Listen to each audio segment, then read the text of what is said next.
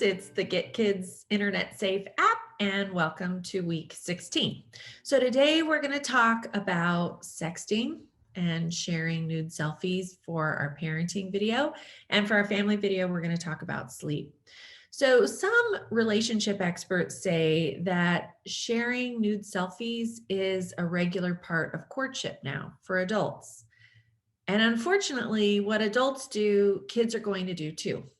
So increasingly, I've been seeing in my practice over the last several years, kids, tweens, and teens sharing intimate moments via their cell phones, and their parents are the last to know.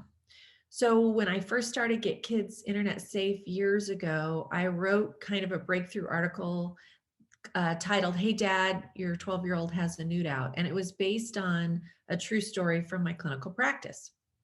So I'll leave that for you to read in your downloads, but let's talk a little bit about what you need to know in order to parent effectively.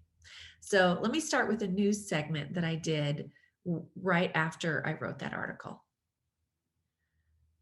Okay, so we're talking about sexting and nude selfies, and another word for that is self-produced pornography. So listen in. NBC4's John Kenny's Klimak also spoke with a psychologist today about how dangerous and how permanent those pictures can be. John.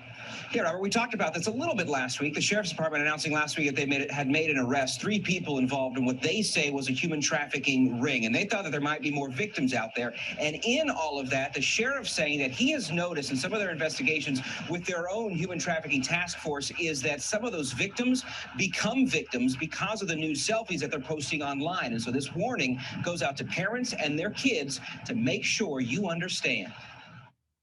3 new cases today. LA County Sheriff Jim McDonald, what he says is a growing trend, kids taking nude selfies and those pictures ending up in the hands of child predators. You can imagine the sophistication of a 9 or 10-year-old is they're not going to have a clue unless you talk to them and let them know that these things that are happening are not good. The sheriff penned this open letter to parents over the weekend. The department says he had requested research on just how prevalent this was and was shocked by the results. I don't believe that parents are aware of what their kids are doing online. McDonald says his deputies have seen photos of kids as young as 8 years old uploaded to social media to someone they think is a friend. But the moment your child hits send, it's out of their hands and available online forever. And this was one of the most concerning issues I'd seen in 20 years of practice. Dr. Tracy Bennett is a clinical psychologist specializing in teen exploitation. Her website, GetKidsInternetSafe.com, shares stories and discusses the damage underage nude selfies can cause. The damage is going to school not knowing who's seen that photo, not knowing if teachers know, not knowing if they're going to be arrested or in trouble, not knowing how much information is being farmed off their social media from potential predators. The sheriff says some celebrities aren't helping the cause either. Kim Kardashian's post March 7th lit up social media, getting nearly 2 million likes and more than 300,000 comments. People who have celebrity status, people who have the ability to influence the behavior of others, especially young people, I believe have an obligation to do so eyes wide open, knowing that what they may do and do it for publicity will not have the same impact on a young child. The sheriff's letter is 2 pages long, a lot of important information in all of that. The sheriff's saying that he wants parents to take a look at that, get some good information. He knows it's a tough topic for kids to perhaps bring up with their parents and for parents to talk with their kids. If you want to see the entire letter, you can go to our website, NBCLA.com, or check the NBCLA app. We're live in Sherman Oaks tonight. I'm John Kenny's Klimak, NBC4 News. Okay, so I know this is hard for parents to hear, but I think it's important because most parents will say, my kid, I've talked to them about it, they don't have that bad a judgment. But I can tell you, after working with hundreds/thousands of families, that's usually what parents think until it happens to them. So talking to your kids isn't enough. Your tech tools, not quite enough.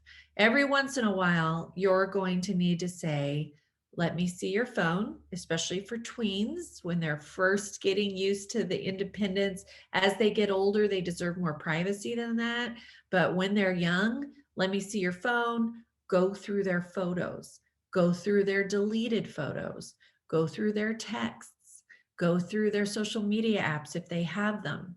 I've even had, like I've mentioned before, predators interact with kids on Google Docs or through solitaire games or video games, anywhere where there's a chat feature. So definitely have a conversation with your kids today. I taught you a little bit about sex ed, so they have sexual empowerment. And you also, want them to know that you're the person that they need to go to, which means that you don't panic when situations like this come up and you don't lecture them incessantly. You listen and you share ideas and you decide as a family what meets your morals and values and issues of screen safety. So I hope that helps. There's more reading for you on that topic. And stay tuned for the family video where we're going to talk about protecting rejuvenating sleep.